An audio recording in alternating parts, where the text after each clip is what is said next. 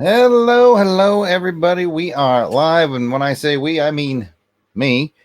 Jason is just heading in. That's our last intel. We saw him a little bit on social media saying that he would be here as quick as he can. Apparently, he has one of these real jobs. I don't know what that's all about. Hello to Pat Sampson. I see you in the chat. You are not alone now, sir. Although I will put you on the big board. Pat, you're not alone. You're here with me. And so we were just waiting for Jason to enter the chat. And I just want to welcome everybody to our live recording of Action Film Face Off's Halloween special that we are going to be calling Horror Film Face Off. On this episode, we're going to be looking at 1986's The Hitcher, starring C. Thomas Howell. And it will be entering our Video Dome arena and taking on 1996's Vampirella, starring Talisa Soto, which I hadn't heard of until we put it on the books for the show. So right now it looks like it's just me buying time for Jason, and I see Pat Sampson in the chat. He's quoting song lyrics. He's got Smooth Up In Ya by the Bullet Boys. He's got I Think I'm Alone Now. I think that's Debbie Gibson. Pat, give me some Prince lyrics, okay? That'll make me happy as I wait here on Jason.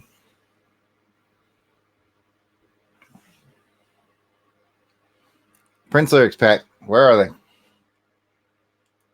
I'm going to check in here with the Weasel Skull.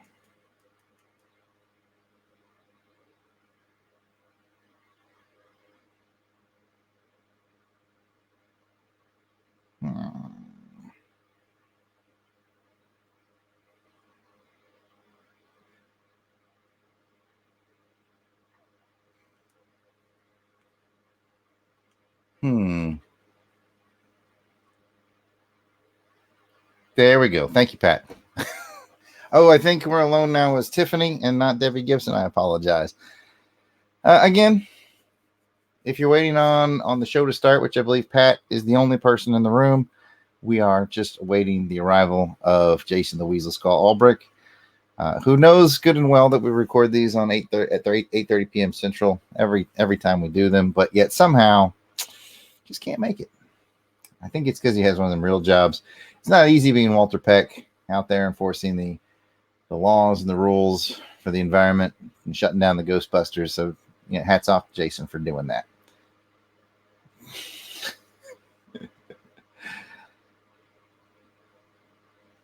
So, Pat, you're the only person in the chat. If you need me to tell any jokes or do any impressions while we wait on Jason to do this recording, now would be the time.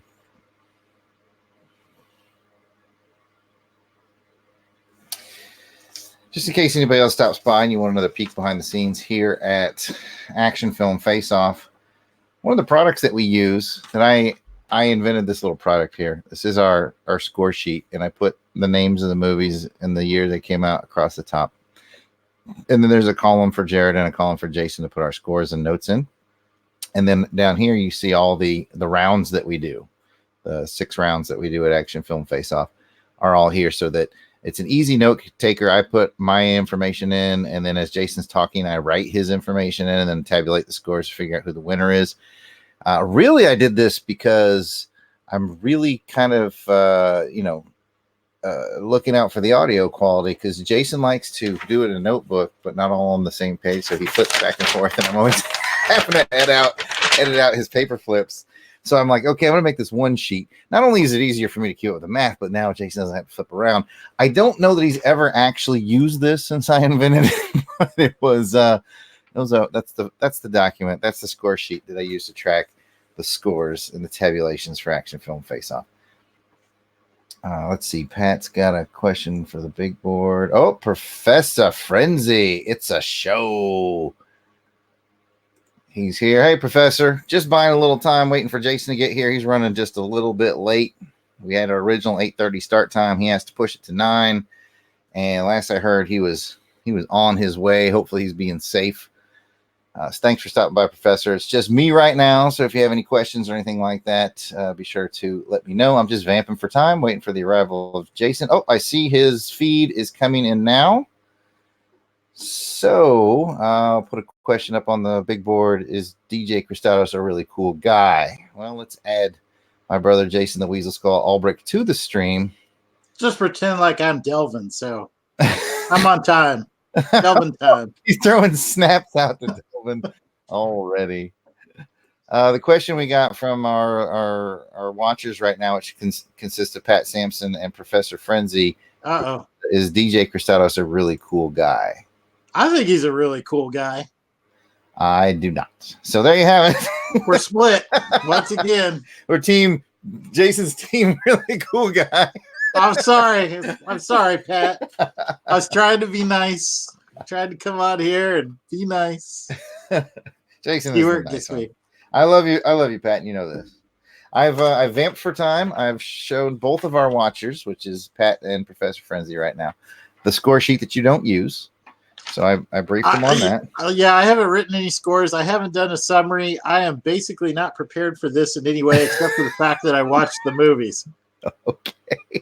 So this could be interesting. This is the most underprepared episode that we've ever had. I know. I'm sorry. My big boy job is kicking my butt right now. So the Ghostbusters are filing counter injunctions and whatnot. And oh man, let me tell you. Well, I mean, we may need to think of another time other than Thursday evening, because this is when my new boss wants me to meet. My meeting's supposed to be at 4:00, but she didn't roll in till 5. So, so I didn't get out when I thought I was going to get out of there. So do I need to have a phone conversation? Do I need to call your boss and explain to her how meetings and leadership works? Because I'll be happy to do that. Doesn't really matter. I don't think leadership is actually what they're looking for in that position, Jared. Hopefully she doesn't watch the live stream. Okay. Well, this will be fun. All right. Let me see if I can find the script, get caught up. Grab your script. You may want to open an additional tab with the IMDb on it. Well, I guess you wouldn't really need it because your movie really only stars 2 people, but I don't remember who directed it, so you'll probably have to look that one. Yeah. This is going to be, I'll make sure that I give credit to IMDb because I'm going to be using them a lot today. Oh.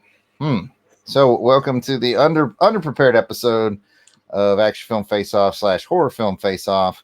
And the answer to your question, Pat, is no, none of these movies are from the 1970s series. I see what you're doing, and I don't like it. I find it mildly amusing, Pat.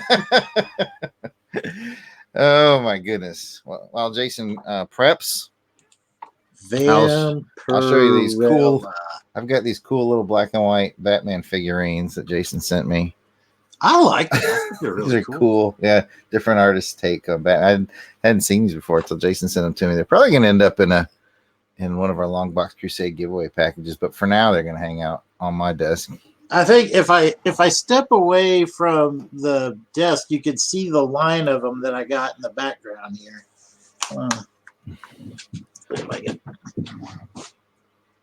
Look at that omnibus collection. Can you see them on the shelves? Oh, it's very distant, but yeah, I see it. Yeah, they got a whole bunch, man. They got like Frank Quietly Batman. I like to pronounce it Frank Quietly. Yeah, I mean Dustin Nguyen, Jim Lee, the Arkham Asylum one. I'm gonna send a couple more. I'm getting the next box ready. Cool. That's for you people out there, you Crusaders Club folks, of which Professor Frenzy is a member. He is our only member on the live stream tonight, which is fine. And you can, come and go as you please, Professor. We're just going to be doing our live recording here once Jason feels prepped. You see how the sausage is made. Of course, the Professor's been in the sausage factory before. Yes. Made some sausage with us, so to speak. I'll put a quote up for Pat. Pat says he got a Sky Striker. So good for you, Pat. Just add it to your collection of Sky Strikers, Pat. I got some pretty cool comics recently. I ordered a giant like a few hundred grab bag from a friend of mine on Twitter, and in that grab bag, I scored 4 vintage Howard the Duck comics. So that's pretty cool.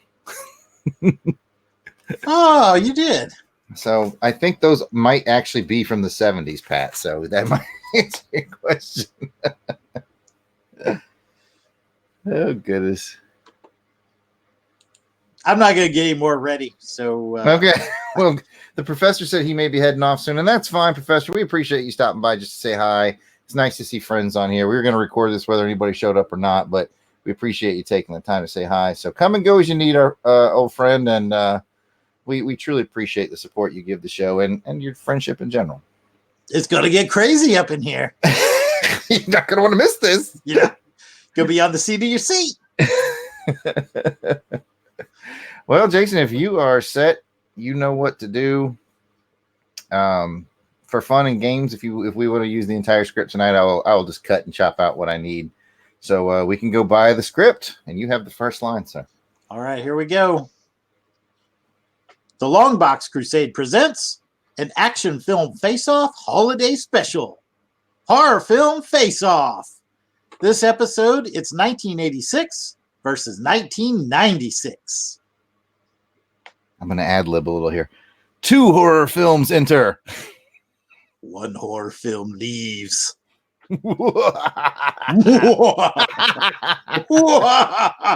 That's enough. All right.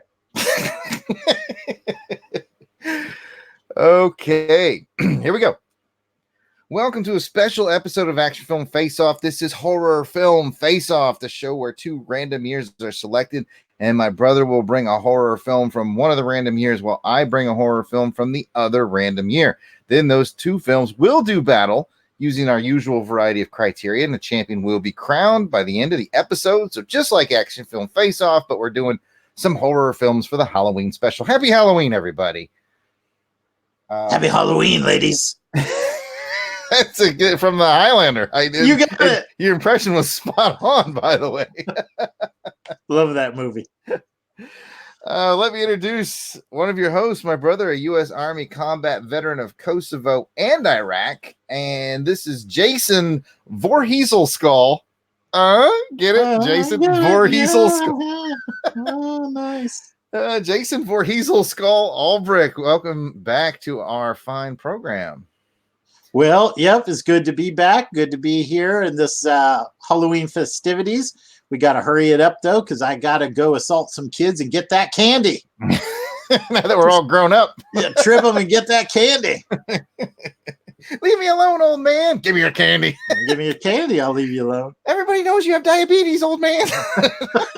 That may be true, son. But everybody knows diabetes doesn't work on Halloween.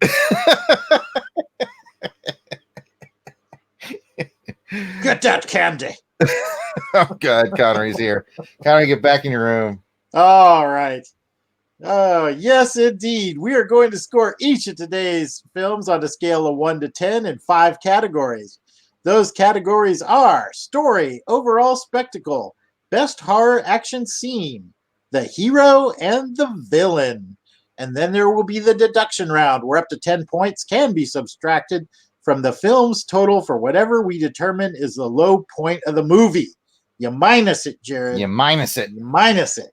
Let's find out what this episode's first action film is going to be from my brother and co-host, a U.S. Air Force combat veteran of Iraq and a combat self-defense instructor, Jared Albrecht, the yard sale artist, a.k.a. Scared to Death Probe. Scared to Death Probe. Mm-hmm. Fun with Halloween, everyone, and thank you, Jason. Before we move on, Jason and I have both had a myriad of Halloween costumes over the years. I know which one was my favorite that I ever wore. Jason, what's your favorite Halloween costume that you ever wore? Oh, man, I think I would have to go hands down. Dad made me a pirate uniform one year. I remember that. Oh, man, he went all out on this one because I had I had the shirt, I had the vest, I had the balloons, the boots, and he even made me a little cutlass from wood, and then he wrapped some like industrial foil around it, so it looked like a shining cutlass blade, and the handle was like an old tennis racket. I remember it. Yeah. Yeah. I mean, I looked legit. And I had an eye patch and everything, man. Dad took an old busted tennis racket and turned it into a very, very legit looking pirate sword for Jason. I remember it, even though I was probably 5 or so at the time. Yeah, I mean, I've done some like stuff as an adult. Like I've gone from Serenity, I went as Jane, but I like bought a shirt online, and I bought most of the stuff so that, and I mean, it looked good, but man, Dad went all out. That was homemade head to toe. He had those skills. I was on a recent episode of the G.I. Joe Real American Headcast where I told the story about how Dad motorized my whale using parts from Jamie's broken telephone toy. Yeah. Dad was quite handy. Yeah. And I remember one time for my birthday, he made the space shuttle. Like he made a space shuttle cake. And then in the cockpit, he had put a picture of me in the cockpit of the space shuttle. I mean, he has some skills. Handy guy to have around. He is. I'd have to say my favorite Halloween costume. I was actually older. I was in college and I worked at a military surplus store. So I had access to a lot of cool things. And me and Delvin the Dark Web Williams and 2 of our other friends, we went as the Ghostbusters. We had the get up suit. We made the backpacks from old busted VCRs we found in a dumpster.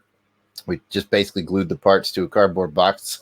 We put a backpack inside a cardboard box and glued the parts to it. Took a 2-liter bottle and put foil up in it, so it looked like there was energy going around in there on our backs. And we went to a local club, and I think it was $1,000 prize for whoever won the costume contest, and we won. So we each walked out with a cool $250. That's pretty awesome. Yeah, I remember I saw the pictures of you in the costumes, and I think I saw your proton pack lying around one time. It was good work, man. You guys did a good job. You earned that $250. And then Jason came in and busted us for some environmental Ghostbuster stuff and took the money. Hey, man, listen, you do your job. I'll do mine. Anyways, let's get back to the show. I have no idea how much of that I'm going to leave in. Where was I? I think before. Yep, there we are. Got it. Now, before our 2 films enter the Video Dome Arena, we're thrilled to kick off this special episode with special shout-outs to our Crusaders Club members. These are the fine folks who have joined our crusade. They enjoy discounts from my online store, theyardsaleartist.bigcartel.com, early access to special long box episodes. They get to vote on show content. There's a lot you get for being a Crusaders Club member. So these are the folks reaping the benefits and giving some much appreciated support to the show. And don't think I didn't notice what you've done here. Well, I'll let you start it. Beheaded Bill from the Bat Pod. Blast it or stash it or slash it. Bob Ghostbuster. Braxton 6 Feet Underwood. David Collins Haunted Battle Wagon. Like Ghost Tank. Spliced Gene Hendricks. Gerald Green Slime. If you're still on, Jerry, you got Gerald Green Slime. I thought you'd appreciate that. It's a great classic sci-fi horror movie that only Jerry would really appreciate. I did that for you, Jerry. I did that for you. Hope he's still here. I think he is. I'm next, right? Yep. I, the Bone Collector. Ivor, a.k.a. Igor Evans. Joe Thomas, mad musical genius. John and Maggie. Goodbye, Maggie. It seemed funnier when I wrote it, but it was so dark. Yeah. I'm just kidding, Maggie. We don't mean to sound threatening or anything, but take it in the spirit of which it was intended. Jose El Muerte Pollo. Maxwell House on Haunted Hill Traver. Because it's Maxwell House. That was my line of thinking. I was stretching. I was like, I'm just going to play it off like I understand. It seemed clever when I wrote it down. Miranda W. And the W stands for werewolf. Ow! Paul 6 Feet Down Under Hicks. Reggie Haunted Hancock. Rotting Rick. Jeff and Rick present. Ronald went and killed someone. That's so dumb. It's funny. Ross Madness Michaud. Ryan Kills Daily. Sam Hain Manthamani. I put some effort into these people. You did. I like this next one. Shaun of the Dead Urbanski. Steve Murr of Crownsman. I don't get it. It's Steve Murr of Crowsman. There you go. Okay. It's Steve Cronin, so I turned it to Steve Murder of Crowsman. Because It's murder. there's a typo. All right, give it again. Steve Murder of Crowsman. Now it's funny. Got it. Terrifying Tim. Timmy. Toronto Wolf Cop. And if you've never seen Wolf Cop, go watch Wolf Cop. That movie is amazing. Have you ever seen it? Just as an aside, Jason?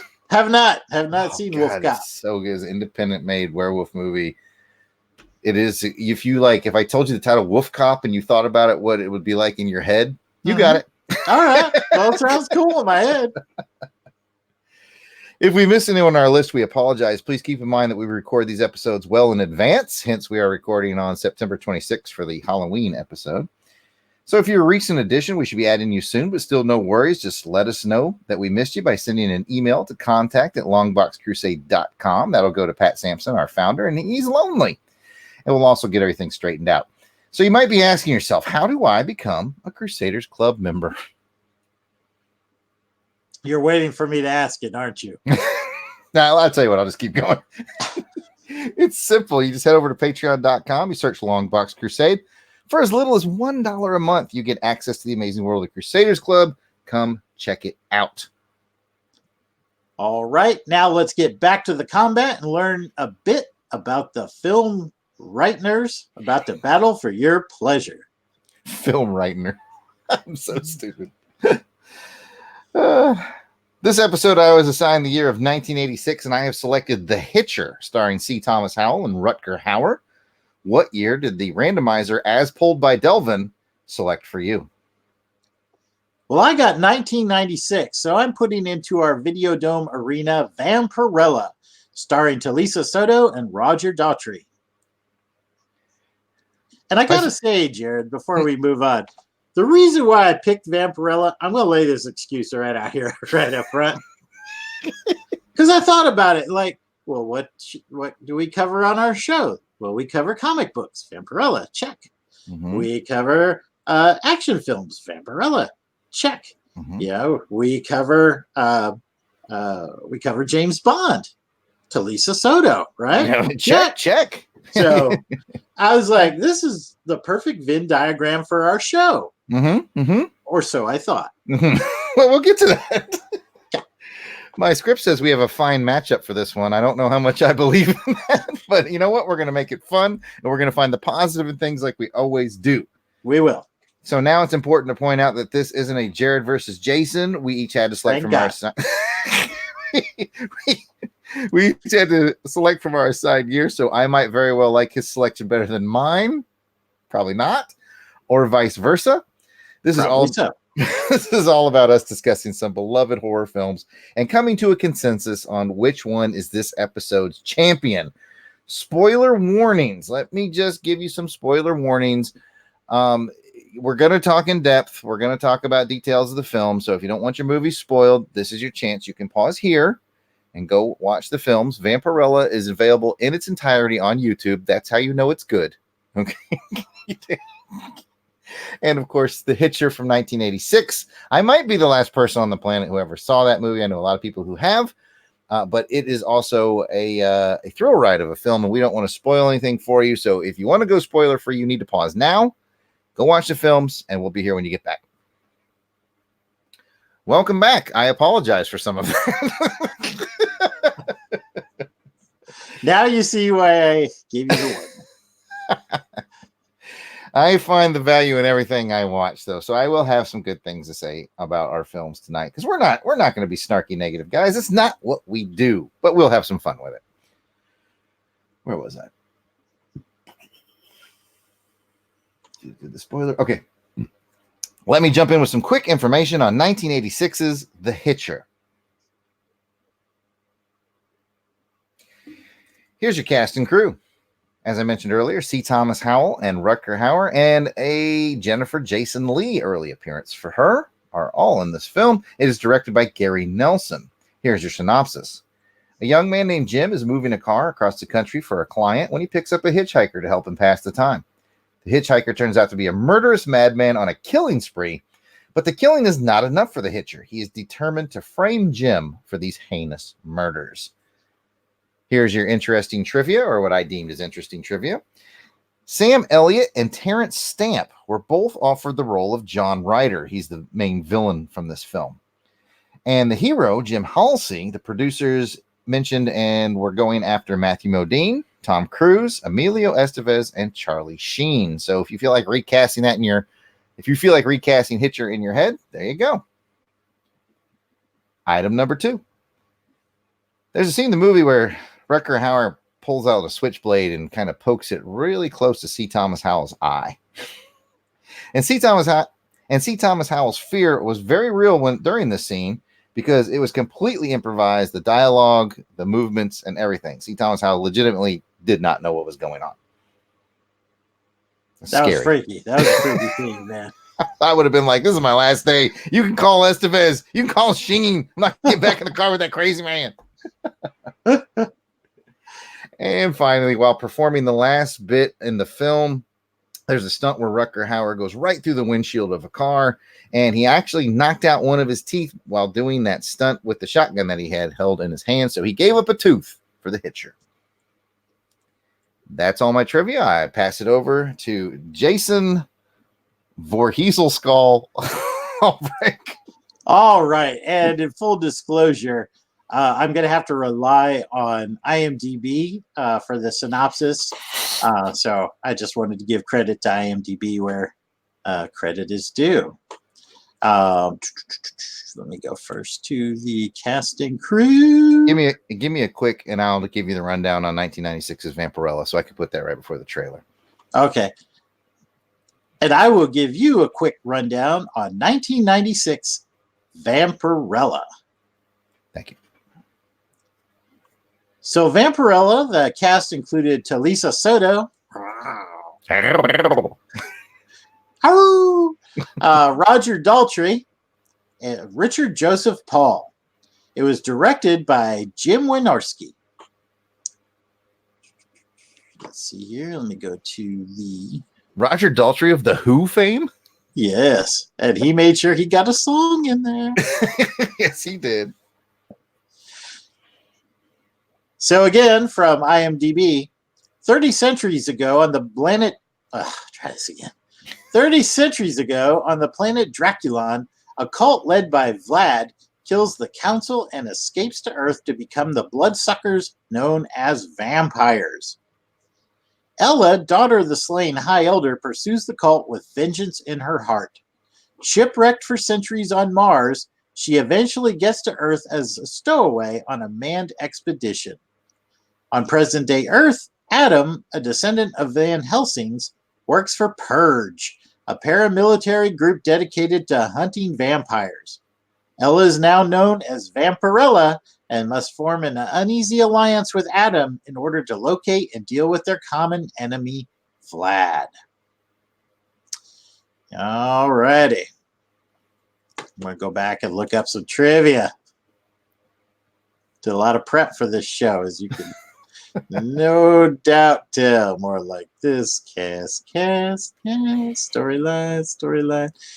Details. Did you know? All right, here we go.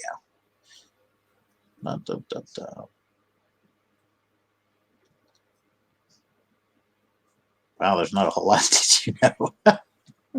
Did you know that Talisa Soto was smoking hot in this film? Yes. I did, yes.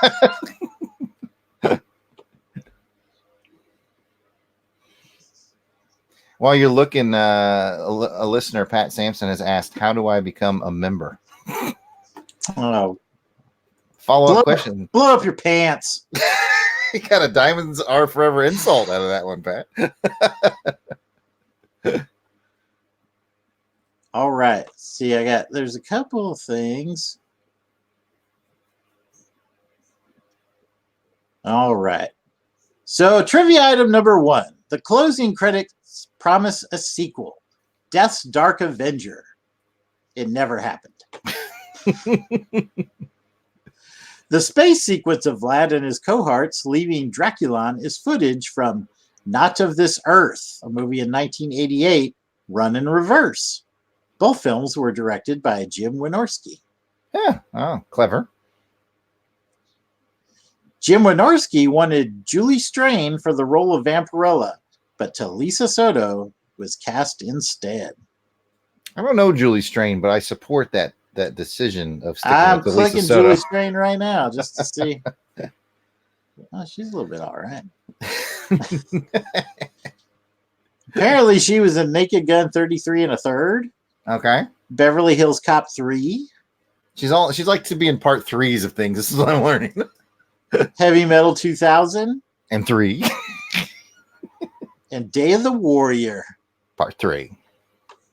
Yeah, I think so. Oh, anyway, is that everything? Did I get everything? Yeah. Now you got a line that says, now that we have the basics, you know the script. Okay. Dun, dun. And now that we have the basics on today's contestants. Usual song. I will enhance with Halloween noises, naturally. All right. Horror film face-off. Let's get going. Round 1 is the story. How engaging and original is the story? How did it make you feel? Were you engaged? Were you not engaged? I think I know some of these answers. But Jason, let's start with 1986's Hitcher. How did you feel about the story? Well, I actually thought the story was pretty compelling.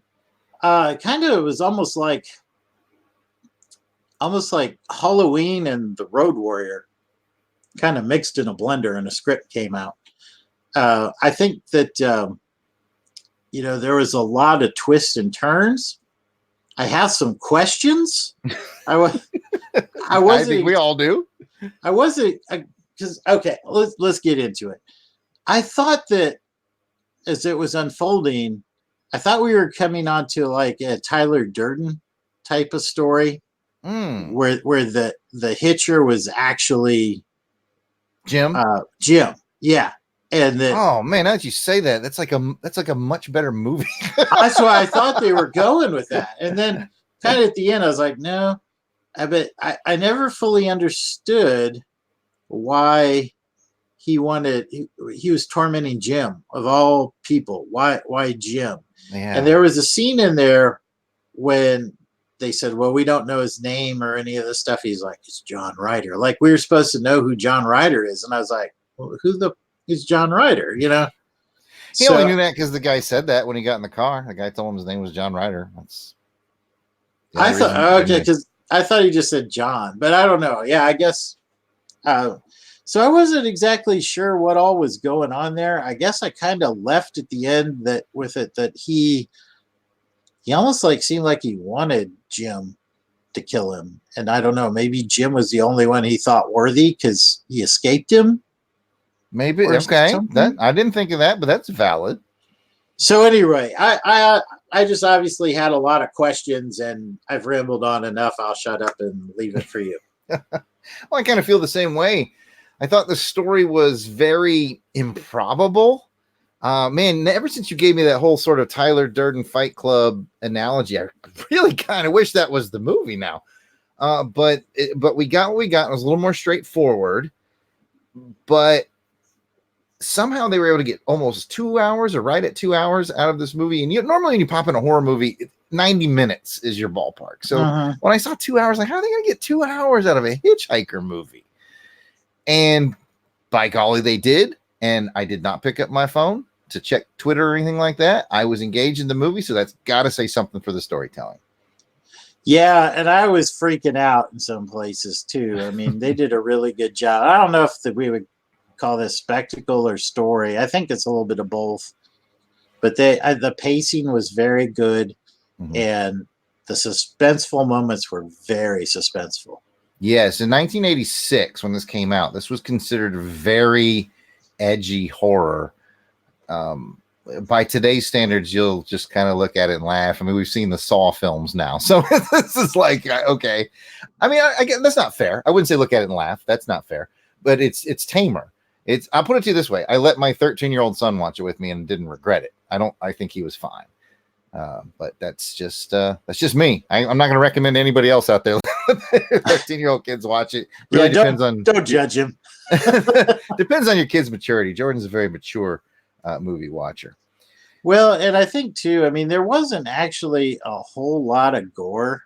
A lot of implied gore, kind of like Jaws. Yeah, I was thinking of the scene with the girl tied up on the truck, and yeah, like it was. I was uncomfortable. I was like, oh no, But you never actually see anything really major, and somehow that made it kind of even more intense. In my research, I was reading that they actually wanted to film her being pulled in two by the truck, but that was too far for the producers back then, so they backed off of that. I think it was a good decision. Jason, I think it's time for us to have a short conversation. Okay. What do you feel about the story in Vampirella from 1996? Well, I was going to poo-poo on it, but in actuality, the script itself isn't half bad. Oh, man, I was trying to trick you into poo-pooing it so I could come and make the point that I think you're about to make, but go ahead. Oh, well, I mean, I was just going to say, I mean, it had all the elements of a good action horror revenge film. I think it had an interesting opening. You had the planet Draculon, which was kind of cool, kind of a cool concept in its own way. You introduced the villain and the protagonist. I thought how she got to Earth was pretty clever. I liked the idea of Van Helsing's protege being a member of this Purge organization. I liked the Purge organization. All the elements of a good story were there. All right, I'm going to tack on and also say some positive things about Vampirella. I agree with you wholeheartedly. The whole time I'm watching it, and fair warning to the people out there, I would not consider this a good movie. This is a movie that you watch if you really like film, if you're kind of a fan of Mystery Science Theater and you kind of are interested in sort of these B-level movies for the fun that they can be, then Vampirella is for you. But it's not a high-end movie. If you think about comic book movies, especially from the 90s where Vampirella sits firmly, before they kind of knew how to make comic book movies, that's what you're going to get. Having said that, as I'm watching this thing, I'm thinking, okay, this is kind of B movie. It's kind of silly. But like you were saying, Jason, the story, I was like, if I was reading this in a comic book, I think it would be good. I think I would like this comic book. Yeah. It just I thought the same thing. Yeah. Didn't translate well to the screen. And I'll be honest with you, being a comic book reader for about 40 years now, I'm ashamed to say I've read one issue of Vampirella my entire life. And it was very much a side thing where she was doing some side missions, not part of her main canon story. I have no idea if this story that we saw on the screen is main canon or not for Vampirella, if she's from another planet, if that's how all this happened. I don't know. So if there's Vampirella purists out there, we'd love to hear from you over on our Twitter page, which is at AFFO Podcast. And I'm not going to be able to provide any illumination. I'm right with you. I know who the character is. I never really read the comic. So I was kind of coming in with a fresh take on this as well. One of the benefits of doing this show as a live stream just to our Crusaders Club members is we do have, I believe Professor Frenzy is still on the feed. The professor may have read some Vampirella and can confirm or deny. We'll let you know if he pops up with that. If not, I'll be editing that entire last couple sentences out. That's what the clip button's for. All right, let's go ahead and score the story round. Jason, on a scale of 1 to 10, where 5 means it's just right down the road, middle of the road, no bells, no whistles. It got the job done. You're not mad about it. 5 is average. What do you give the story of The Hitcher from 1986? I'm giving this one a solid 7. I mean, it was a little confusing for me on some levels, but overall, it had enough twists and turns and kept me engaged. So, well above average. Well, continuing the long-standing tradition of action film face-off, and in this case, horror film face-off, I scored it a 7. So we are right there, eye to eye. Once again, nothing new. All right. The story of Vampirella. This could get interesting because there's a lot of different ways to look at this. I'm interested in your take. 1996's Vampirella, 1 to 10. Where you at? Well, again, I thought that the elements of a good story were there. There was, I like what you said. If it was a comic book, I would have read it. I would have liked it. And just because I think it's going to go all downhill from Vampirella from here, I gave her a 6 on this one. All right. I'm not too far off. I originally wrote down a 4 after I finished the movie. But then after I sort of thought about it from the prism of this would be a good comic book, so the story's good. It's just the execution that's not great. So I bumped it to a 5. I'm at a 5. Jason's at a 6. It's a mercy 6. It's a mercy 6. I'm going to admit it. Looks like I'm going to be deleting some stuff because Professor Frenzy has weighed in saying he has not read any Vampirella either. Good to know. I tell you what, I am going tomorrow. I'm going to get in my car and drive up to Atlanta, Georgia for a Monsterama convention. And Nancy Collins, who's written a ton of Vampirella, is going to be there. She was there last year. So I'll chat with her and see what she thinks about this movie. In fact, maybe I can get a soundbite to put into this show. Nice. I'll do my best. If I got that soundbite, it will appear here. If I didn't, that seems silly. Okay. I'm sorry, good. I was going to say, and I'll get C. Thomas Howell, and I'd be like, oh, see, there's Thomas Howell. C. Thomas Howell. I get it. I'm going to bring an end to round 1. Jason, do your thing. All right, let's go into round 2, and that is the hero. How cool is the hero? We've got C. Thomas Howell's character of Jim, and we got Talisa Soto's character of Vampirella. So let's start off with Jim. What did you think of Jim, Jared? I liked Jim. Jim works as a character because he is a blank slate character. Jim doesn't have a ton of his own personality. And that's sometimes a clever thing to do in a horror movie because it's easier for an audience member, someone watching the film, to put themselves in the role of the hero if it's a blank slate character. So it works on that level, but he is a blank slate. There's not a ton of depth to him. He makes a lot of bizarre decisions that I don't understand. I spend a lot of the time yelling at the TV.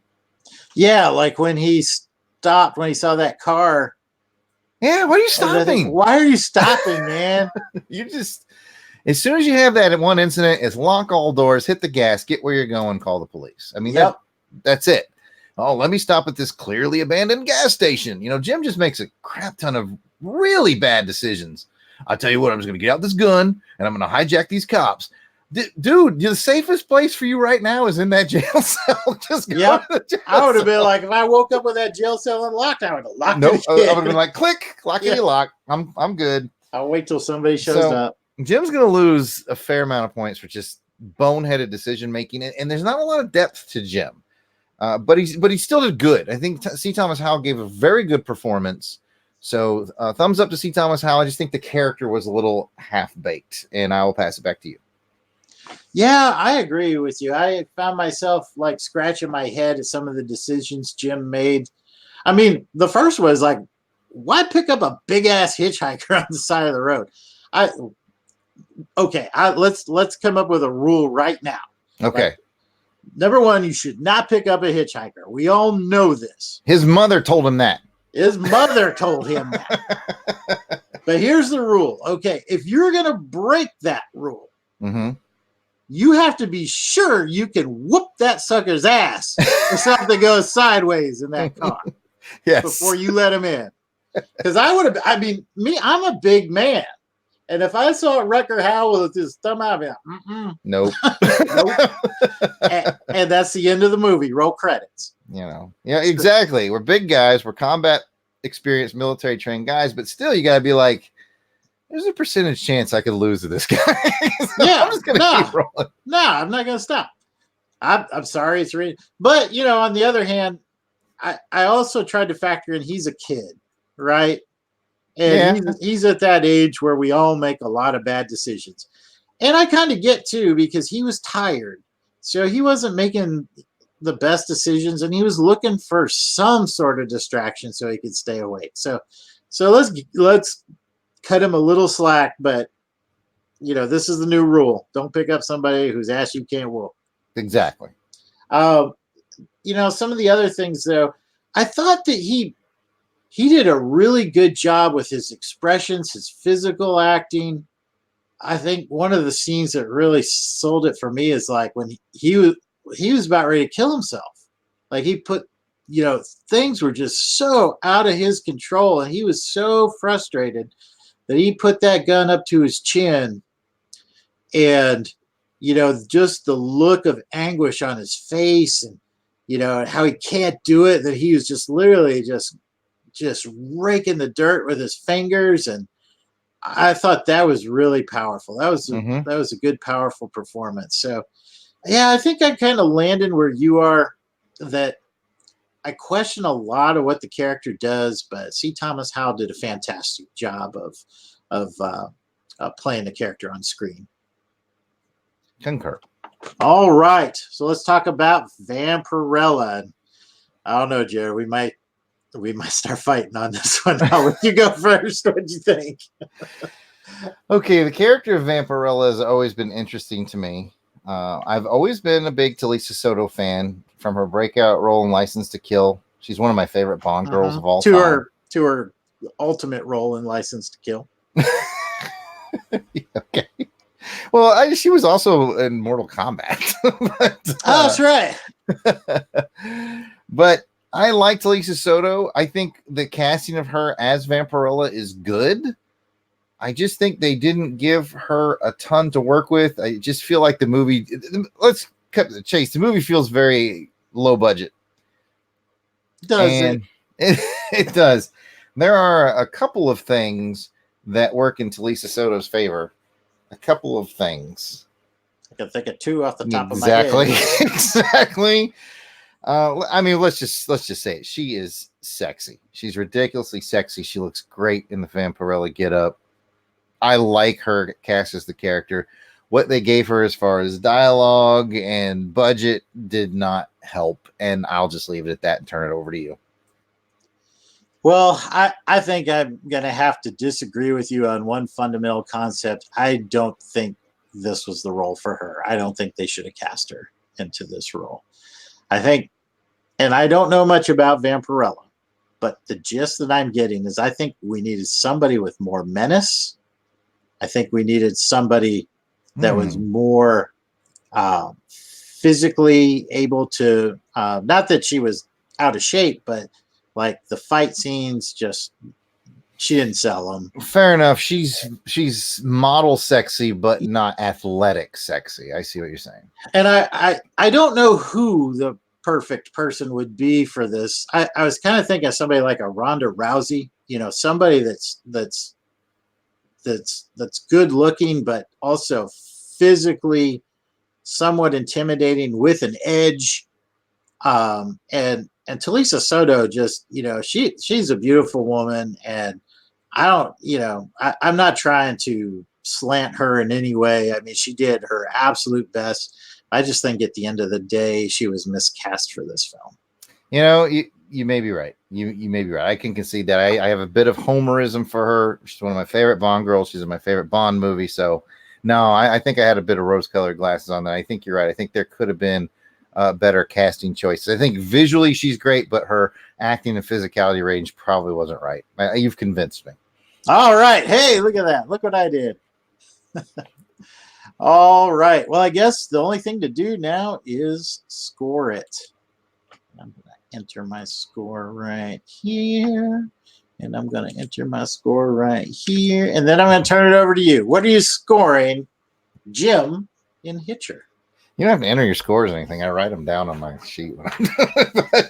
Oh, I thought you wanted me to keep track with them on here, so that no, it's just it's just a printout so that you can have it one sheeted. You don't have to flip through notes or anything like that. Anyway, let me get back to answering your question. Oh, you're trying to get me to stop flipping through my notes. Yes, I actually talked to the audience about that before you got here while I was vamping for time. Anyway, let me answer your question. You asked me how I score on Jim. Okay, here we go. I gave Jim a 6. I thought Jim was better than average. You make a great point. His performance is really good, but I'm really just looking at the character. And again, that's almost a good thing in a horror movie because you want more of a blank slate because it makes it scarier for the audience if they can imagine themselves in that position. So it's not like a 6 is bad here. I think the 6 for the character of Jim is about right. I do agree that C. Thomas Howell's performance probably exceeds the 6. I think his performance is probably around an 8 or a 9. But just for the character of Jim, I'm giving him a 6. What about you? Yeah, I think we're seeing eye to eye on this one. I gave him a 6 as well. Thought he did everything he could with what he was given in that role, but the writer should have given him a little something more. And let's talk about Vampirella. What are you giving to Lisa Soto? Well, again, I'm scoring this on the character itself of Vampirella. So Lisa Soto's performance, again, she may have been miscast. I've got Homer points in here. I've got I'm ridiculously attracted to Lisa Soto points built in here. I know that your score is going to be lower. I gave her a 6 as well. Yes, mine's a little lower, Jared. And I'm not even going to fight you on it. I know I've got Homer points in here. I mean, again, seriously, if you ask me to write down like the top 10 actresses that I think are just drop dead gorgeous and sexy, she's on my list. So there's Homer points. Anyway, let's hear what your points are. Well, let me start off by saying, yeah, she would be on my list as well. But you're able to control that somehow. I am. I gave her a 4 for this one. I just thought she was miscast, and it was a strategic error, I think, for the producers and the director on this movie. Still think she's a phenomenal. Well, I won't say phenomenal. She's an adequate actor. It seems like a phenomenal personality, and a stunning beauty. So I will leave it at that. It breaks my heart, but I'm giving her a 4. Okay, I'm going to edit this out, but this is between me and you and anybody watching the live stream. I gave her a 4, and then I gave her +1 each booby. That's how I got the 6. I was gonna bring that into the plus round. I got you. Fair enough. Anyway, that's edited out. Only you people who came on, which is Pat right now, will know. 2 booby points. Got it. 2 booby points. All right. Well, I think I'm ready to close out round 2 and hand it over to you for round 3. All right, let's get into round 3. Round 3 is the villain. How menacing and or entertaining is the villain? I think this bodes pretty well for 1986's Hitcher, but let's get into it. Jason, your thoughts on the villain of Ryder, John Ryder, as played by Rutger Hauer in The Hitcher? Well, like I said, I had a lot of questions after this film. Okay. Yeah, I did too. But one question I did not have is, would anybody else have been a better villain in this film? He was awesome. His range of acting, his menace, he somehow managed to have menace and charm, which is, I don't know quite how he pulled that off. His command on the screen, I'd forgotten just how great of an actor Rutger Hauer was, but he was the perfect choice for this movie. No Terrence Stamp, no Sam Elliott. Nope, don't want to see Sam Elliott in this role. Don't want to see Terrence Stamp in this role. This role is Rutger Hauer's. I'll tell you this much. He owned it. I don't know if Terrence, how far he got along in the casting process, but my brain just froze. But Sam Elliott got very far. In fact, he did some screen test stuff, and they said that he was almost too menacing. I'm like, what? Goodness, what did you do, Sam Elliott? Well, I mean, okay, I know I promised I was going to shut up, but there was like, I kind of empathized with him, and I didn't know why.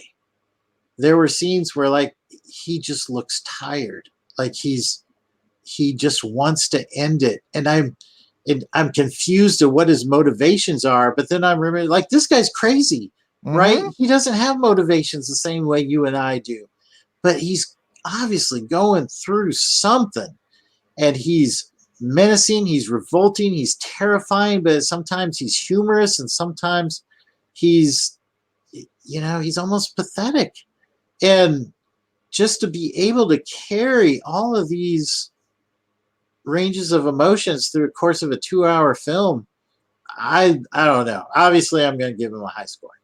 And I'm going to agree with you, and you've said it all. So again, I feel just like you do. This may be Rutger Hauer's best performance. I'm thinking of some other movies I've seen him in, and this is probably my favorite performance I've seen him in so far. This is no Blind Fury, but I haven't seen Blind Fury. It needs to pop up on Action Film Face no Off. Blind Fury? Oh my goodness! Stop the recording! Stop the recording! That's my favorite Rutger Hauer movie. Please bring it if we get that year. Let me know, because I would definitely like to see it. You know it. Now let's go over and talk about Vlad in Vampirella 1996, as played by member of the band The Who, Roger Daltrey. Well, apparently white vampires can't jump. Stand there and then turn into a bat, and then you fly away. Well, I was like, okay, so like one of the first times we see him, I think is this the first time we see him is when he's on trial. Mm-hmm. And then his goon squad comes in there and shoots everybody up. And there's the wounded father on the thing. And he goes and he does the menacing crouch. And then he jumps. He springs. And he jumps about as far as I could really jump in real life. I was expecting, I literally bust out laughing, man. He got this little curled blonde hair and he's like, and then he jumped. And then like, you could barely put a credit card between his foot and the ground with the amount of airspace that he got. And I'm like, come on, man. So, and then it kind of went downhill from there. I mean, I thought his acting was okay. He got a song in there. Good for him. Nothing. I never really felt menaced by him. I don't know. I never really got one way or the other. I'd say he did all right. Vanilla. I'll pass it to you. That's all I got. Yeah, he did his job. He got a little bonus points for going. When I saw it, I was like, isn't this guy a famous rock star? And I kind of Googled it while I was watching the movie, and I was like, oh, yeah, he's from The Who. Oh, yeah, Julie. She's like, oh, that's Roger Daltrey. She nailed it in one. I had to look it up, but I was like, but I had that tingling in the back of my head before we even got to the song. I was like, this guy's a famous rock star. I'm almost positive. And aside from that, yeah. Okay. So all right, let's go ahead and score it. Let's give some nice high numbers to Rutger Hauer as he played John Ryder in The Hitcher 1986. What's your high number going to be? I'm giving him an 8. I think despite some of the flaws with the script, he does a phenomenal job. And, rest in peace, Rutger Hauer. You're one of the best. Absolutely. We are in round 3, and we have absolutely mirrored each other on every score in The Hitcher. I also gave it an 8. Over in Vampirella 1996, Roger Daltrey, what do you got? Well, I think he did a little bit better of a job than Talisa. He's very middle of the road. I landed on a 5. Exactly what I have. 5. He got the job done. Honestly, I'm going to be very honest here, and no slight to you Who fans out there or anything. In fact, this is not going to be a slight. It's going to be a bonus. I kind of wrote him down originally as a 4. I was like, nah. But then I was like, well, he was in The Who. I bumped it up to a 5. Similar to the booby bump. Out here in the field. I love you, Roger Daltrey. Alrighty. That's the end of round 3. Well, all right. I guess we're going to move into a round 4, which is the overall spectacle. How visually engaging is the film overall? We're talking stunts. We're talking effects, cinematography, all that good stuff. So let's start it off with the the spectacle of Hitcher. What'd you think, Jared? much more spectacle than I imagined when I went to the film. Again, I was like, this is a hitchhiker movie, so they really just need like a car and a couple of guys. And then the next thing I know, I got like police chases, a helicopter crashing, cars flipping over, cut off fingers, slashed up policemen. There's a lot of spectacle in this movie, more so than I would have expected. So I actually really liked it. The cinematography was very good. The camera work was excellent. Surprisingly good. I wouldn't say great, because some of it was very, you're going to hear me use this word again later, improbable.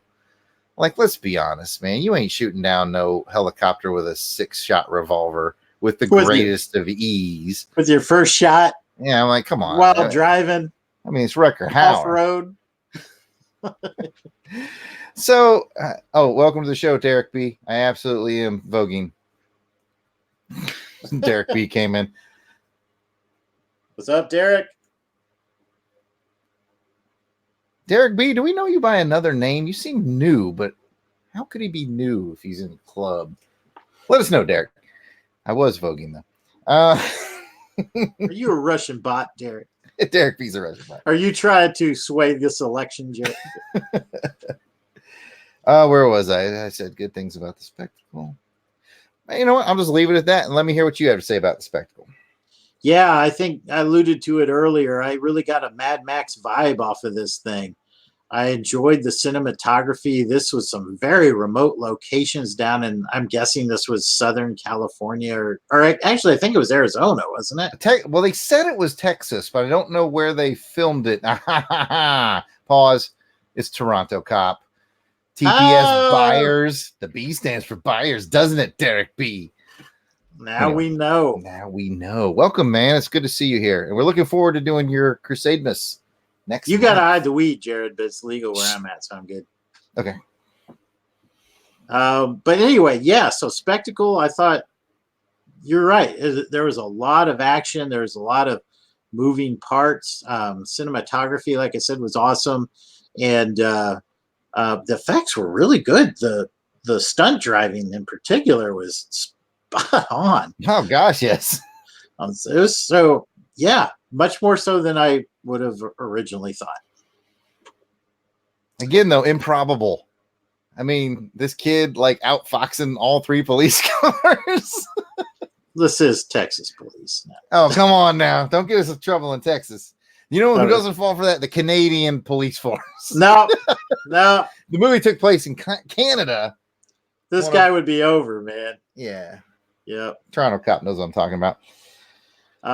So what about Vampirella? What'd you think about the spectacle there? Well, unfortunately, the spectacle of Vampirella again suffers from its low budgetness. There's a lot of other movies coming out around 1996 that are much more polished, even though this is the early stages of CGI, of bad CGI, and some of that appears in Vampirella, especially when they turn into vampire bats. But they tried, and I'm a sucker for those Mystery Science Theater style movies where bad effects actually make me happy on a certain level, because it's just kind of fun to watch.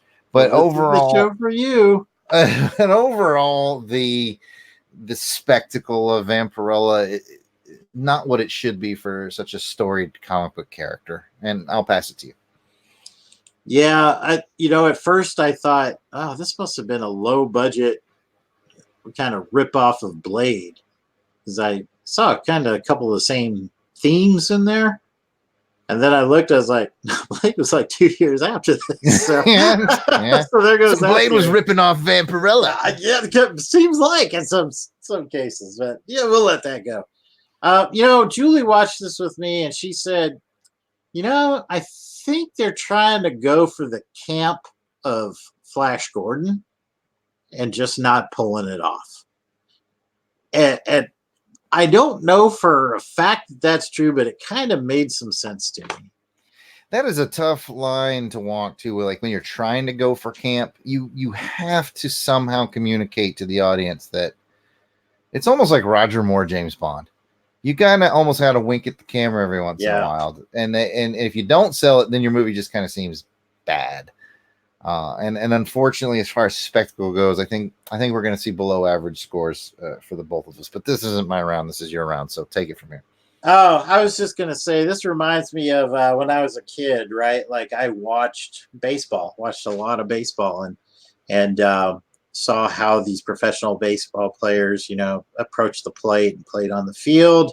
Then I went and tried to play baseball, and I made a huge mess of it. Turns out you can watch all you want, but when it comes time to perform yourself, and I think Vampirella watched a lot of action films and said, you know what? I'm going to try to do that. I could do that. And pulled a Jason on the diamond. That's what I think happened. So I'll just end up with that. Let's score it. So Spectacle, Hitcher, what are you giving it? I'm going to give it a very strong 7. I was feeling 7 for their Spectacle. I think it was really good, but above average. A horror movie doesn't generally require a ton of spectacle. That's why horror movies are often made, that you can make them with a low budget. And this one really delivered. So above average, a solid 7. Yeah, I agree. You could actually have brought this into Action Film Face Off and been a legit contender. Mm-hmm. And continuing our trend, I scored it a 7 as well. 4 rounds of identical scores on the Hitcher from Jason and I. So what about Vampirella? All right, let's get it done. Well, painful effects just didn't really come together.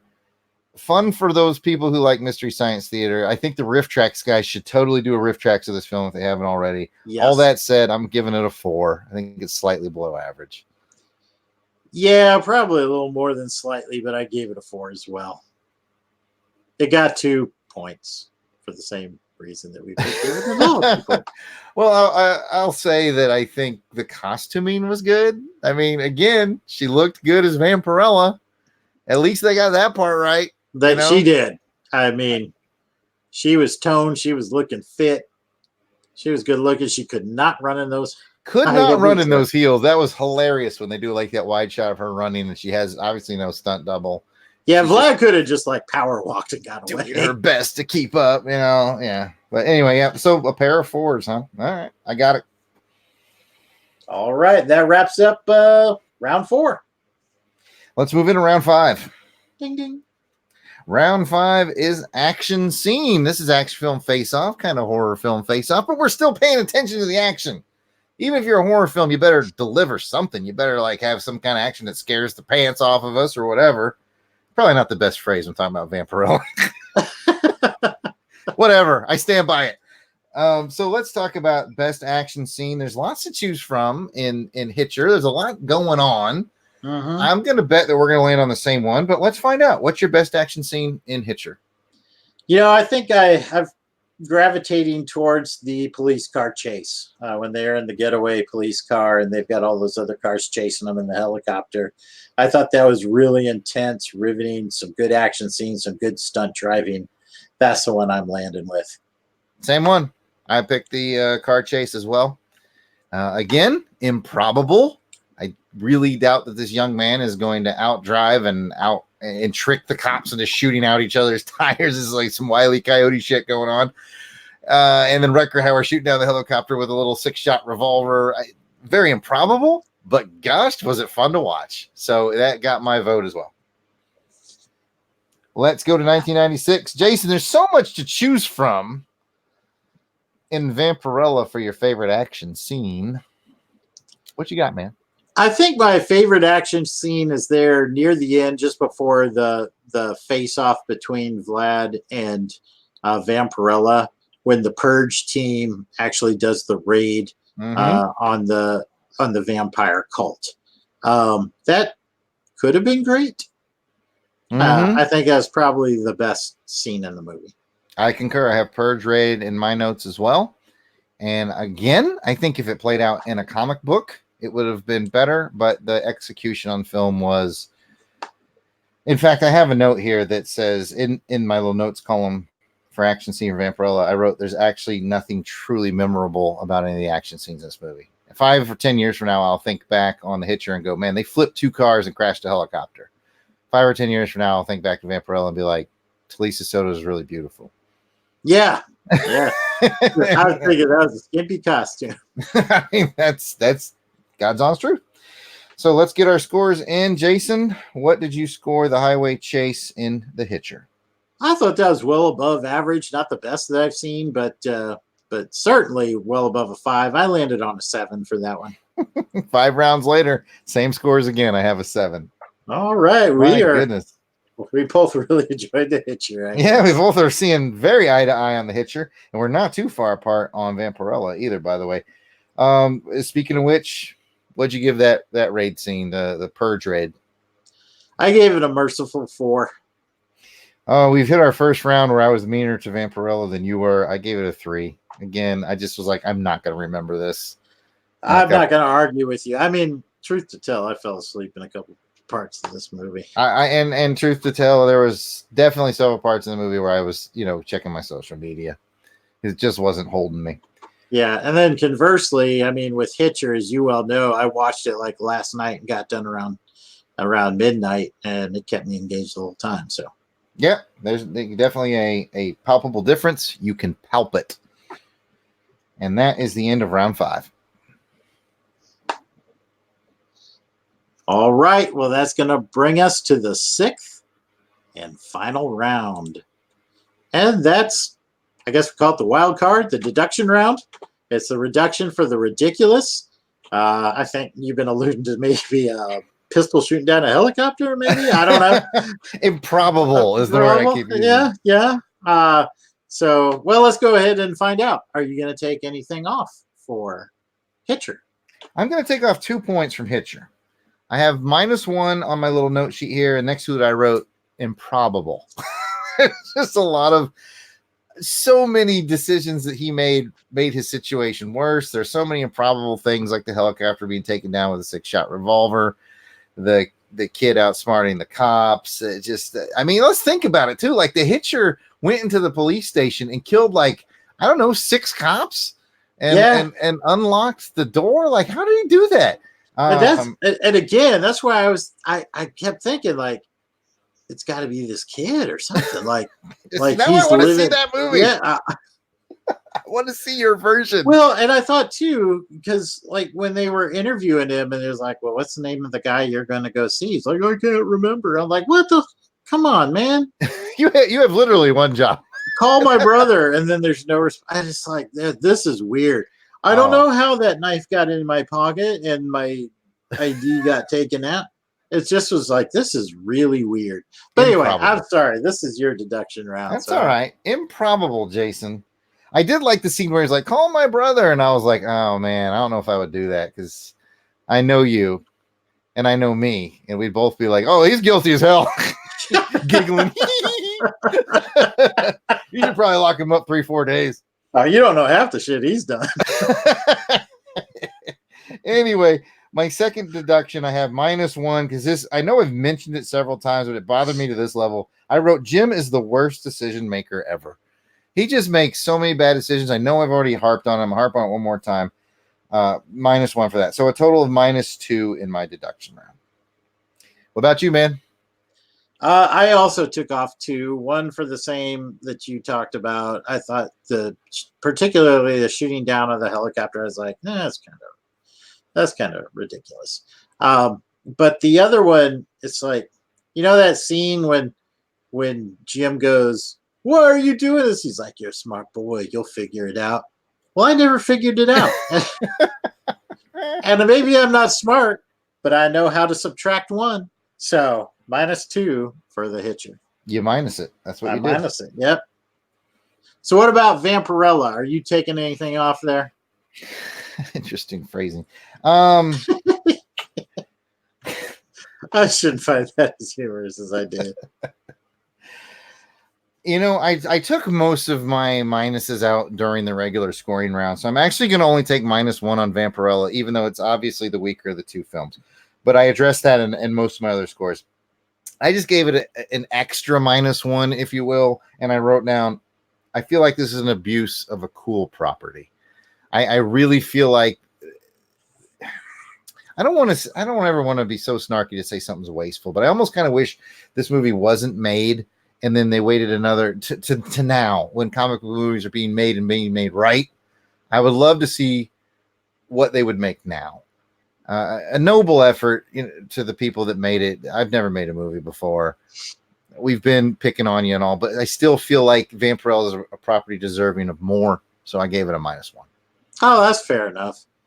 I kind of thought like I beat up on it enough going down. I'm not deducting anymore. Oh, you were nicer than I was. So, well, I do the math here. I put up a comment from our boy Toronto Cop. He says he has not seen either of these movies, but he loves Rutger movies. If you came in later, you might have missed out that I've never seen, what was it called? Blind Fury? Blind Fury, man. I've never seen that movie. I got to check this movie out. Oh, man. Yes, you do. While you're at it, watch Bone Tomahawk. I keep telling you to watch Bone Tomahawk. And That's right. Jason, if I am correct, you scored, your in score for Hitcher was 33. 7, 13, 21, 28, 35, minus it to 33. Yep. You know what my total for Hitcher was? 33. 33. I'm looking at our scores right down the line here. All right. And then I see you at 10, 15, 19, 23 for Vampirella. I have it at a 22. So we were shockingly close. All right. Let me get back to the show. Now, don't worry if you haven't been keeping up with the math at home, folks. We do that for you. And looking at our judges' scorecards, the winner of the very first horror film face-off with a score of 66 to 45, to nobody's surprise, is The Hitcher. You're the best. Around. Remember, folks, remember the rule. That's right. Hitchhiking, and you're considering it, make sure you go whoop the ass before you let them in the car. Play those odds, kids. All right. Oh, it's your line. Oh, crap. It is my line. Congratulations to Hitcher. Now let's head over to the randomizer and find out what the years are going to be for our next episode. My brother Jared will be pulling a film from 1978. I'm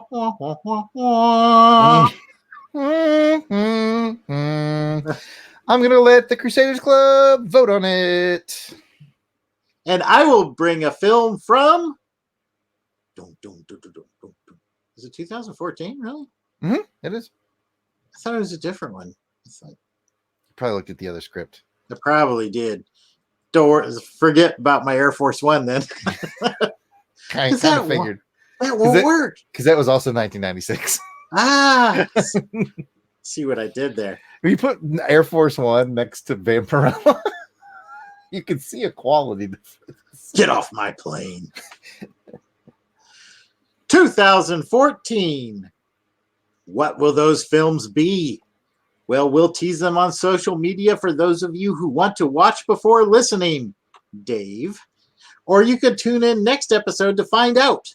Until then, I'm Jason Weasel Skull Ulbrich, and you can find me on social media at Weasel Skull on Twitter or Jason Ulbrich on Facebook and Instagram. And you can find me, Jared Ulbrich, the Yard Sale Artist, a.k.a. Death Probe, at Yard Sale Artist, Twitter, Facebook, Instagram. It's all Yard Sale Artist. You can also find me selling candy corns at your neighborhood grocery store. Where's my paperboy at? And be sure to check out all the shows under the Longbox Crusade umbrella by subscribing to Longbox Crusade on iTunes, Google Play, or pretty much all your finer podcatchers. Or you can go directly to our website, which is www.longboxcrusade.com. If you'd like to send us a question or a comment, you can do that by hitting us up at social media at Longbox Crusade, or we have our own Twitter here. We have at AFFO Podcast. We'd love to hear from you on Twitter, or you can hit up Longbox Crusade itself, Twitter, Facebook, Instagram. It's all Longbox Crusade. And you know what, Jason? Mm-hmm. You know what I love to do? What do you love to do? I love to do listener giveaways. So if you're listening to this right now, you're listening to it live, perk those ears up because I'm about to give something away. Oh, something might be going to Toronto. Well, this is for when it's played live. So Okay, Toronto Cop's got a leg up though because he knows it's coming. Uh-huh. If you're listening to this right now, go over to our Twitter account, which is at AFFO Podcast. Give a comment on this episode and make sure you include hashtag. You ready for this? Hashtag Train to Busan. Busan spelled B-U-S-A-N. Because we're commemorating this very first horror film face-off with a really good horror action movie. If you've never seen Train to Busan, you need to see this. And we're giving it away. I almost picked that as one of our films one time. I wanted to see it. Oh my goodness. It may show up on Action Film Face-Offs, but it's also a zombie movie. Super good, really good flick. So go to our at AFFO Podcast Twitter account and make sure to comment on this episode and use hashtag Train to Busan. And we were going to pick a random winner from all the people that use that hashtag on our comments. And we will just mail you this brand new DVD, Train to Busan, right to your house, commemorating the first ever horror film face-off for Halloween special. Nice. I like it. You didn't spell Busan right there, Pat. I see you trying. It's B-U-S-A-N. Train to Busan is train to B-U-S-A-N. Pat tried to win it in the stupid words.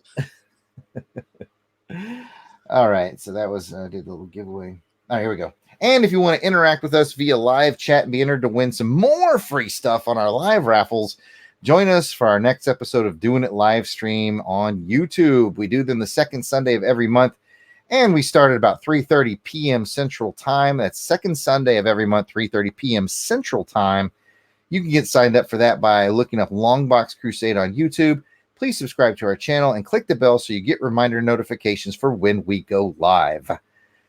Thank you guys so much for tuning in to Action Film Face-Off and our Halloween special of Horror Film Face-Off. We really appreciate you listening. Don't forget hashtag Train to Busan if you want that DVD. And until the next episode, keep your silver bullets handy. And your garlic fresh. And we out. Another one in the bag. Oh, man. Sorry I wasn't well prepared for this one. We pulled it off. Had I known you hadn't done that part of the thing, I wouldn't have put us on the live stream. But, hey. I know. I was like, oh, shit. I didn't do my homework, and now the whole world's going to know. I didn't figure. I did it the last minute, so I didn't figure a lot. Thanks to Professor Frenzy for stopping by. Thank you for TPS Buyers, the Toronto Cop. Thanks for stopping by, Derek. Yeah, of course, thanks, Pat, both of you. Pat, we appreciate the support for you being here. Yeah, man. You did not win. Yeah. Why aren't you cleaning audio? So at this point, we're just going to talk about business stuff. You're welcome to stay. Toronto Cop, it's going to be boring business stuff. And of course, Pat, you're welcome to stay as well. Especially since this isn't a huge broadcast, it's a private broadcast for just us. So anyway, yeah, I got pretty far on editing the last Action Film Face-Off today. we're in like round 2. I'm about half hour into it, so I should finish that this weekend, and then I'll have this one done well before Halloween. So we're in good shape on that. Good. All right. Pat is going to be sending you, if he hasn't already posted. I don't think he has yet, but I thought I saw a text said that he did. Oh, maybe he did, but yeah, you've got a SMT 35 coming your way. 35. And then I'll be honest with you, I don't think Delvin has done his cleaning of 9, and now he's about to get 8. So Delvin may find himself in a hole, and he's brand new, so we'll cut him a little slack, but we may end up having to help. Later on, Toronto Cop, dude, thanks for stopping by. He said he's out. Thanks, Toronto Cop. And Pat also says I have, which I assume means he has posted those. Yeah, I'm pretty sure he did. I need to get Pat to show me how to pull the audio down myself off of YouTube so I can give him one less thing to do. I can just go grab it when I need it. Hey, Pat, you won, just like I won the Sky Striker. Which is not winning at all. Yep. All Whew. right. What else we got going on? I guess I'm going to do a quick search on 2014 movies. Yeah, you saw I had a list of really good films. I'm probably going to throw it up on the Patreon and let them vote about who. Some wild geese.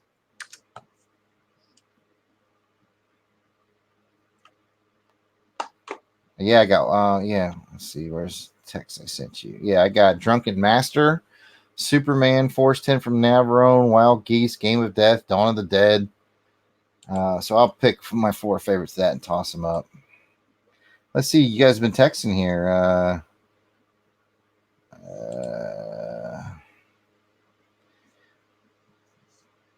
No. Hey Pat, if you're still listening, never mind. I'll answer on the chat. Let's see. I put Crusade Miss 9 in Google share a while back. It was in the on box.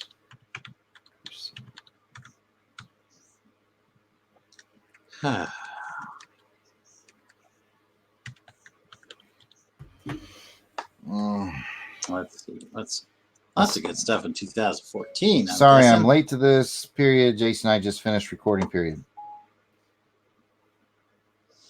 Oh, I could do the Raid 2. Oh man, sequel to the sequel. Equalizer, John Wick. Oh shit. Oh man, 300, Rise of Empire. I mean, just drop that John Wick on the table. It's like, yeah, nobody else stands a chance. Mm-hmm. You took that from me. Love that movie.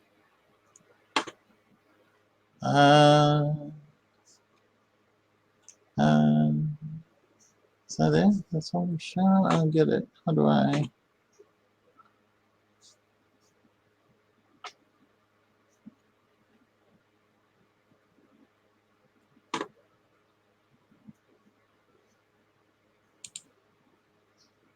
Yeah, it might be John Wick. Guardians of the Galaxy. There's all kinds of stuff, man.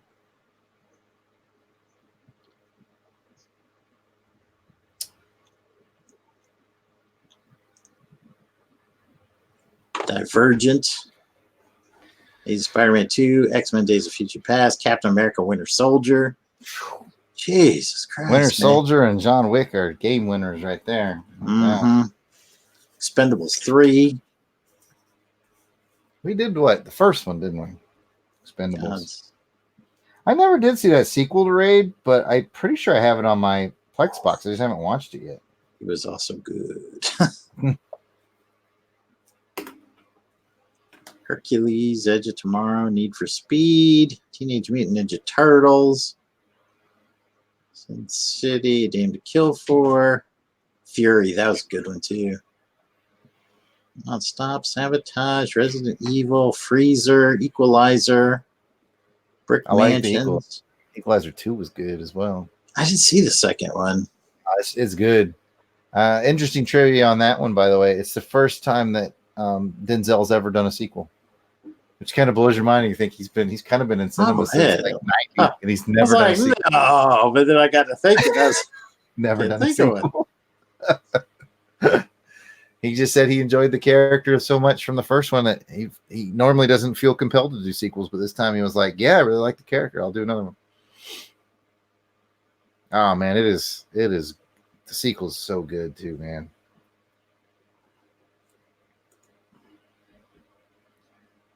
Have you ever heard of Crouching Tiger, Hidden Dragon, Sword of Destiny? Yes, I think that's actually a miniseries. They made several episodes of it for Netflix.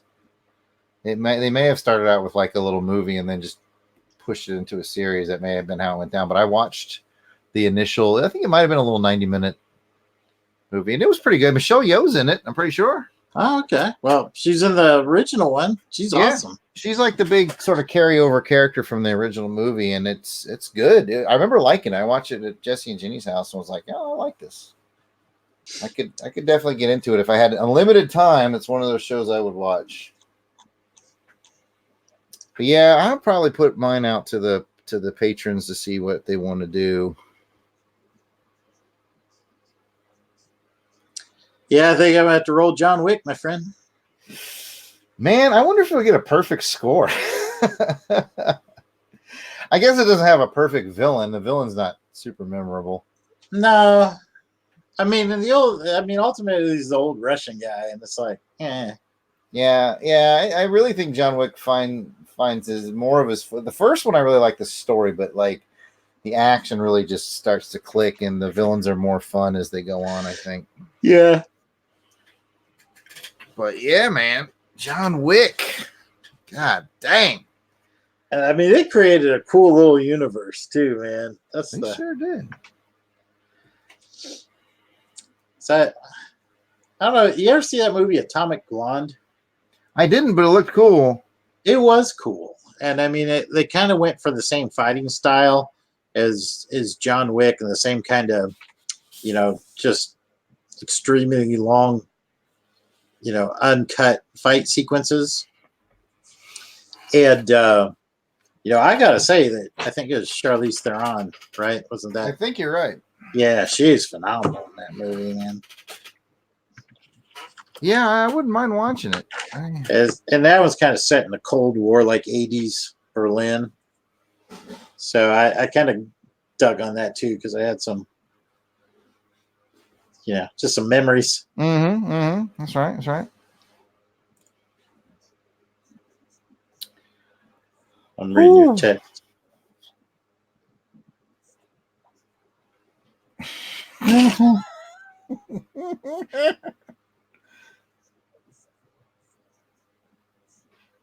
F you.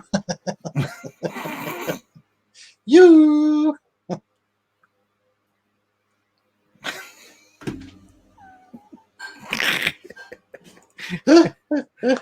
That's funny. All right. Are we done? I think we're done. I think we might be done. All right. We'll go spend some time with my wife, who I haven't seen in about a week. Yeah. I'm about to leave for Atlanta tomorrow, so I'll be back home on Sunday night. But I bet you that I get the last action film face-off all done before I get back, because I usually get some quiet nights in my little Airbnb room and not much to do besides clean audio. Well, sounds good. I think just check the calendar one more time. I think we're up.